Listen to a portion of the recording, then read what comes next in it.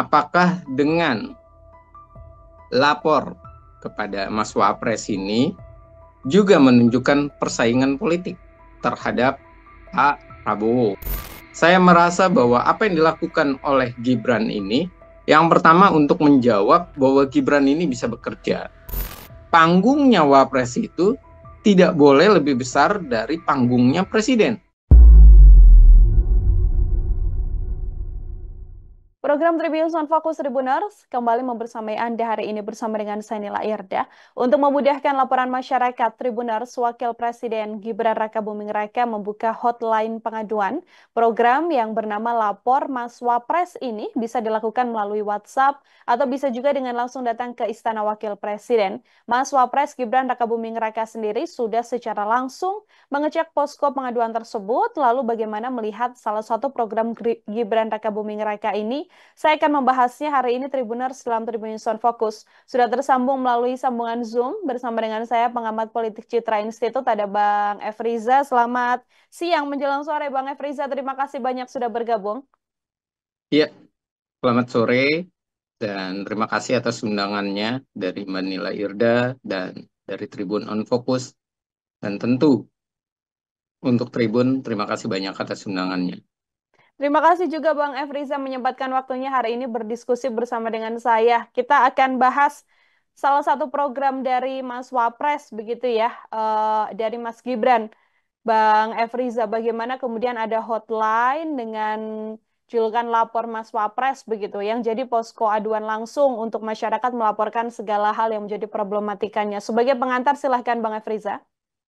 Iya, apa yang dilakukan oleh Pak Gibran saat ini atau Pak Wapres, yang pertama ini adalah bukan hal baru karena sudah dilakukannya di saat menjabat sebagai wali kota Solo dan itu dilakukan dengan cara atau bahasa yang mirip yaitu Mas Wali dan sekarang Mas Wapres artinya sesuai dengan jabatannya.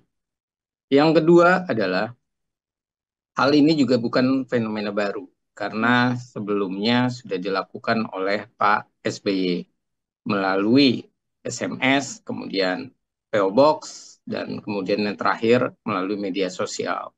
Dan begitu juga sudah dilakukan oleh Pak Presiden Joko Widodo melalui dunia media sosialnya, dan tentu saja hal-hal ini sudah lumrah dilakukan. Hanya saja persoalannya yang menjadi menarik ini dilakukan oleh seorang wakil presiden, bukan seorang presiden. Dan tentu ini menjadi suatu hal yang memicu polemik di masyarakat atau pro dan kontra. Yang pertama adalah jabatan Wapres ini dianggap dia hanya sebagai dalam tanda kutip ban serep dari presiden, dan yang kedua dia juga tidak punya kewenangan untuk memutuskan, dan yang ketiga jelas bahwa yang sangat prinsipil adalah presidennya, yang semestinya presiden itulah yang melakukan kerja-kerja tersebut. Hal berikutnya juga yang perlu menjadi catatan juga adalah terkait dengan DPR memiliki badan pengaduan masyarakat. Dan ini tentu menjadi dilematis berikutnya. Apakah pengaduan masyarakat yang dilakukan oleh Wapres ini menjadi tumpang tindih dengan BPM atau tidak, dan bagaimana lebih favoritnya, apakah ke DPR atau ke Wapres, dan yang ketiga, bagaimana menindaklanjutinya, apakah bersifat terbuka untuk umum atau tertutup atau sekedar gimmick atau sekedar supaya eksistensi dari Gibran ini terlihat selalu, tampak terus-menerus. Dan berikutnya juga yang menjadi pertanyaan, apakah dengan lapor kepada Mas Wapres ini juga menunjukkan persaingan politik terhadap Pak Prabowo yang merupakan presiden. Dan ini pun terjadi di saat Pak Prabowo sedang melakukan helatan ataupun hajatan kunjungan ke luar negeri, dan ia sedang berusaha untuk membawa aspirasi masyarakat di dunia internasional, menampung aspirasi dunia internasional untuk kita, tapi ternyata Gibran melakukan aksi tersebut. Artinya, aksi tersebut bisa dikatakan di luar dari yang semestinya berjalan, bahwa ia harusnya menjalankan pemerintahan semata ketika ditinggalkan Pak Prabowo, tapi ini malah melampaui ataupun berusaha untuk mengambil momentum waktunya Gibran. Dan ini pembukanya, Mbak. Baik, kita bahas satu persatu, Bang Efriza, terkait pengantar dari Bang Efriza tadi. Yang pertama, bagaimana kemudian melihat sejumlah kritik juga muncul begitu ya. Disebutkan bahwa lapor Mas Wapres ini lebih cocok levelnya di kalangan kepala daerah begitu, bukan di kalangan wakil presiden. Yang mana hal ini kemudian disorot karena masa seorang wakil presiden begitu ya langsung membuat aduan untuk masyarakat. Bang Efriza melihatnya seperti apa, Bang, terkait bagaimana lapor Mas Wapres ini harusnya levelnya ada di mana yang membuat aturan seperti ini? Ya, kalau berbicara level, tentu sebagai wali, baik itu wali di sini adalah waktu wali kota dengan perbandingan sekarang adalah wakil, tentunya kita harus melihat dua hal. Kalau di eksekutif daerah pun rasa-rasanya tidak cocok. Seorang wakil ataupun nomor dua, dia mengemban ataupun menyerap aspirasi masyarakat untuk kemudian ia yang memprosesnya. Artinya, ini bisa dianggap memicu matahari kembar. Dan berikutnya, bagaimana dengan pusat? Tentu lebih sangat tidak elegan di pusat jika lapor Mas Wapres ini menjadi suatu bentuk cara ataupun strategi politik dan komunikasi politik baru yang dilakukan oleh Gibran. Dan ini akan menjadi nantinya dilematis dengan hubungan antara presiden dengan wakil presiden. Saya merasa bahwa apa yang dilakukan oleh Gibran ini, yang pertama untuk menjawab bahwa Gibran ini bisa bekerja. Asumsi ini ada benarnya. Gibran ingin menunjukkan ia punya kerja, ia punya posisi, dan ia tidak sebagai orang nomor dua di belakang layar semata. Yang kedua, kita bisa melihat asumsi Gibran ini juga terkait dengan dirinya tidak ingin disamakan dengan Pak Maruf Amin. Yang jelas-jelas ia sangat diam, menunggu apa yang dilakukan oleh Pak Jokowi, baru ia melakukannya. Dan yang ketiga, kalau melihat apa yang dilakukan oleh Gibran, menjadi sebuah pertanyaan, apakah ada pembagian kerja antara Prabowo dengan Gibran? Jangan-jangan memang pembagian ini belum jelas, belum terurai dengan baik. Sementara kita bisa melihat fenomena matahari kembar pernah terjadi antara Pak SBY dengan Pak Yusuf Kala, kemudian Pak Jokowi dengan Pak Yusuf Kala. Apa yang terjadi? Pak Jokowi akhirnya, begitu juga Pak SBY, di periode keduanya, mereka memilih seorang wapres yang mau bekerja dan tidak ingin tampil di permukaan, supaya tidak ada matahari kembar. Dan bahkan Pak Maruf Amin dengan Pak Jokowi ini ada pembagian tugas untuk merespon aspirasi, merespon dari output maupun merespon sebuah feedback dari masyarakat. Tentunya yang dilakukan oleh Pak Maruf Amin adalah mensinergikan, membangun hubungan yang harmonis antara presiden, pemerintah, dengan masyarakat. Itulah yang dilakukan oleh Pak Maruf Amin. Jadi, terlihat Pak Maruf Amin tidak bekerja, padahal ketika pemerintah dihadapkan dengan demonstrasi dari masyarakat, kita bisa melihat soal waktu itu minuman lokal yang mau dijadikan daya tarik dan kemudian menjadi hal yang sangat prinsipil untuk pendapatan APBD di 4 daerah, apa yang terjadi? Gelombang demonstrasi menolak begitu tinggi dari kalangan Islam. Dan Ma'ruf Amin lah yang merangkul tersebut. Ma'ruf Amin yang menciptakan sebuah narasi humanis, harmonis, bahkan pemerintah itu sangat terbuka dengan masyarakat. Jadi kalau saya melihat apa yang dilakukan oleh Gibran, malah menunjukkan titik awal terjadinya dinamika dan akar konflik nanti ke depannya antara Prabowo dengan Gibran. Dan kita bisa melihat itu dari 2 periode sebelumnya. SBY dengan Yusuf Kala yang akhirnya memilih Budiono karena pecah kongsi.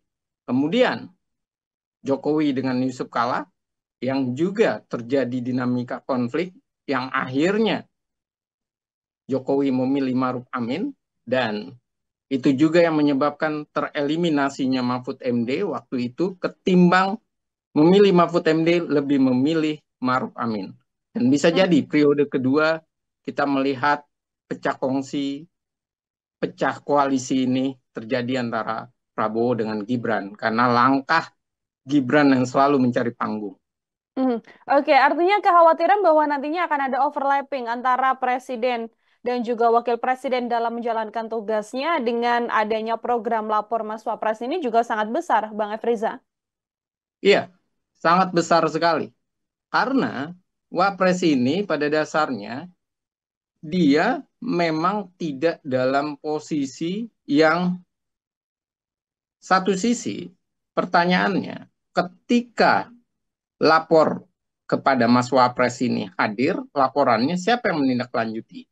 Kemudian, kalau yang menindaklanjutinya adalah para menteri, lalu siapa yang punya kuasa untuk memberikan evaluasi, memberikan catatan, dan kemudian menyuruh menteri tersebut untuk melakukan tindakan-tindakan tersebut.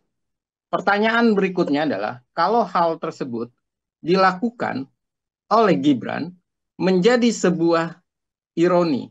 Karena ini akan menjadi sebuah pertanyaan di masyarakat. Lalu, bagaimana hubungan dengan Pak Prabowo? Bagaimana antara Prabowo sebagai presiden dengan Gibran sebagai wapres? Dan ini adalah masalah baru yang diciptakan dari Gibran. Kemudian, kalau evaluasi kinerja menteri itu datangnya dari wapres, tentu saja pertanyaannya, apakah hak prerogatif memilih menteri itu juga secara otomatis itu dipunyai oleh wakil presiden, atau wakil presiden ini hanya untuk teman diskusi ataupun hanya untuk membantu seorang presiden. Umumnya hak prerogatif seorang menteri untuk direshuffle, untuk dipilih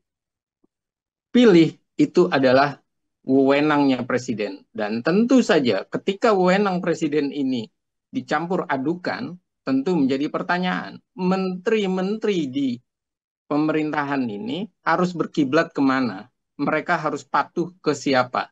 Apakah ke Prabowo sebagai presiden atau kepada Gibran sebagai wakil presiden? Dan berikutnya, jangan-jangan nantinya kabinet akan selalu sering terjadi rapat, tapi yang memimpin rapat adalah wakil presiden ketimbang presidennya. Dan bisa jadi ini adalah awal mula terjadinya konflik nantinya ke depannya. Walaupun memang Wapres juga punya untuk berbicara, untuk mengundang menteri, dan untuk mengambil kebijakan bersama menteri. Oke, ini terkait bagaimana kemudian program lapor Mas Wapres, Bang Efriza. Kalau menurut Bang Efriza dengan adanya lapor Mas Wapres ini, sedianya apakah ini juga cukup efektif begitu ya untuk menampung berbagai keluhan dari masyarakat? Karena bisa by WhatsApp, tapi sedianya juga bisa langsung datang ke kantor wakil presiden begitu, atau juga ada potensi bahwa ini pada akhirnya juga bisa timpang tindih ke depannya begitu ya, karena kan kita tahu banyak juga posko pengaduan antar lembaga pemerintah begitu, yang memang selama ini sudah berjalan. Ya, kalau tumpang tindih sudah pasti, Mbak. Ini akan terjadi tumpang tindih, bahkan bukan hanya tumpang tindih, lalu siapa yang punya wewenangnya. Ini akan terjadi nanti pertaruhan ego sektoral. Karena nantinya ini akan diarahkan oleh Wapres. Dan sementara arahnya Wapres ini, jangan-jangan terhadap menteri-menterinya ini adalah like dan dislike. Karena menteri-menteri ini kita harus akui tidak semuanya pro terhadap Gibran maupun tidak semuanya pro terhadap Prabowo. Kita bisa melihat bagaimana blundernya ARA yang menyatakan fotonya yang dipajang adalah foto Pak Presiden Prabowo, yang menyatakan yang punya visi misi yang harus dijalankan dengan tegak lurus adalah Presiden, bukan Wapres. Dan ini sudah membuka sebuah gambaran terjadi ketidakakuran ataupun terjadi sedikit bibit-bibit konflik. Dan ini yang harus diselesaikan, harus diminimalisir. Yang kedua, pertanyaannya adalah, apakah program ini 14 hari ini cukup? Jangan-jangan terlalu besar respon terhadap pengaduan masyarakat, tapi visi misi program kerja itu malah tidak berjalan dengan maksimal. Karena para menterinya repot urusan bagaimana pencitraan dari Mas Gibran. Dan yang ketiga adalah, menjadi pertanyaan berikutnya, kalau seandainya kebijakan ini adalah kebijakan yang tadi, kalau pra-peradilan ataupun peradilan itu tidak bisa diselesaikan, kemudian menjadi arahannya, ini siapa yang harus memegang arahan? Apakah Wapres memberikan wewenangnya, memberikan kuasanya kepada menteri-menterinya, sedangkan satu sisi terjadi polemik yang memang polemik itu terjadi atau pengaduan itu terjadi karena menteri itu menjalankan visi misi dari seorang presiden. Nah, ini adalah dilematis nantinya. Pemutusan ini dilematis. Akhirnya ujung-ujungnya menteri ini harus berkiblat kepada siapa? Kepada seorang presiden atau kepada wakil presiden. Dan ini tentu menjadi catatan tersendiri. Berikutnya, terbuka atau tidak pengaduan tersebut. Prosesnya itu bisa jadi memang terbuka, tapi solusinya belum tentu terbuka. Yang kedua, pemrosesan hasilnya ini apakah benar-benar bisa terjamin, diselesaikan atau tidak. Jangan-jangan nanti yang hadir hanya laporan grafik saja, jumlah pengaduan berapa, yang diselesaikan berapa, yang menunggu antrian berapa, yang dilempar ke lembaga A dan B dan segala macamnya itu berapa. Kalau sekedar grafik buat apa? Harus ada jaminan masyarakat itu tahu pengaduannya itu apa, masyarakat juga tahu prosesnya seperti apa, dan bagaimana langkah-langkahnya. Karena yang hadir di dalam pemerintahan saat ini umumnya adalah ketua umum partai politik. Artinya, ia punya kepentingan masing-masing. Dan ia juga punya narasi untuk menjaga kepentingan daerah pemilihannya. Ia juga punya narasi untuk memprioritaskan sebuah kebijakan itu dijalankan, ini menguntungkan dirinya dan partainya, atau kebijakan ini nanti saja dilakukan, yang penting kepentingan dirinya dulu dengan partainya. Hal-hal ini tidak bisa kita lepaskan, narasi-narasi seperti itu. Walaupun memang itu tergantung dari kepentingan si menteri itu tersebut. Tidak secara langsung diungkapkan di publik. Namun lagi-lagi persoalan ini akan menjadi catatan tersendiri. Bagaimana menteri ini harus berdiri, menyelesaikan persoalannya, terbuka atau tertutup, kepada siapa ia akan menyampaikan hasilnya, evaluasinya dari mana menteri itu didapatkan, dan bagaimana nanti kepuasan masyarakat. Jangan-jangan kepuasan masyarakat terpecah dua, antara kepada presiden dan kepada wakil presiden. Kalau sampai seperti ini, artinya ada dua nakoda di dalam pemerintahan.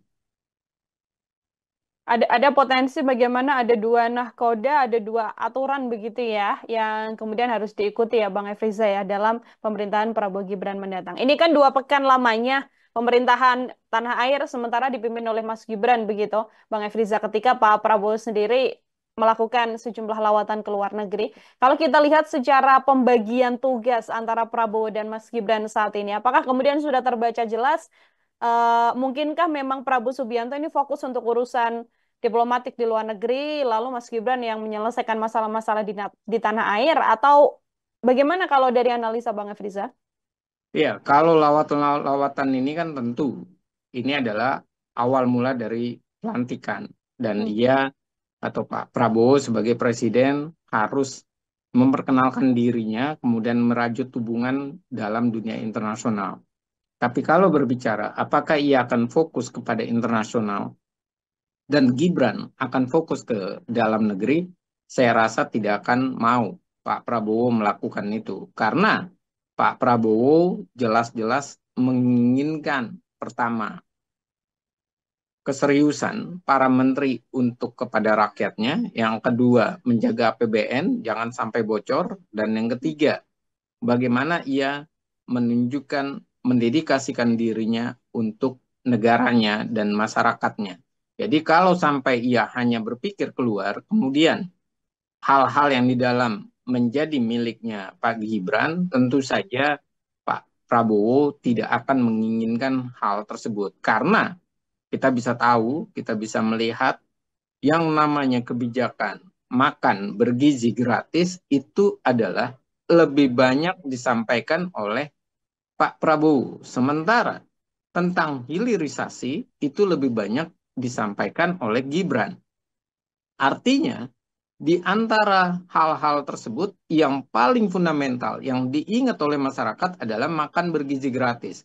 Hmm. Jadi bagaimana caranya makan bergizi gratis ini bisa dianggap sukses kalau Pak Prabowo lebih fokus keluar ketimbang ke dalam, dan itu tidaklah mungkin dilakukan.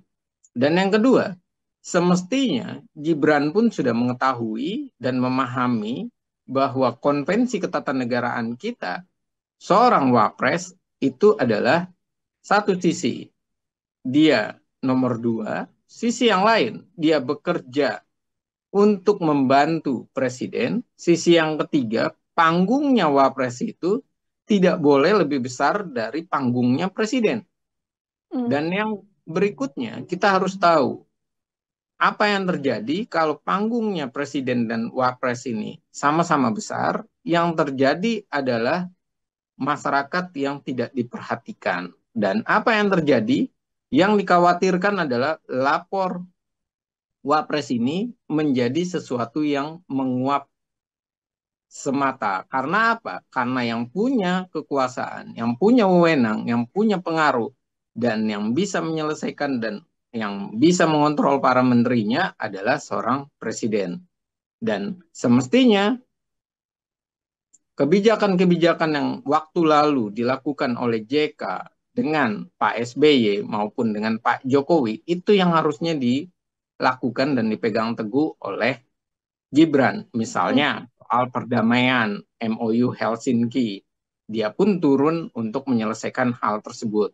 Begitu juga Maruf Amin. Ketika ada konflik dalam kebijakan, maka yang meredakan adalah Maruf Amin. Dan ini yang harusnya dilakukan oleh Gibran.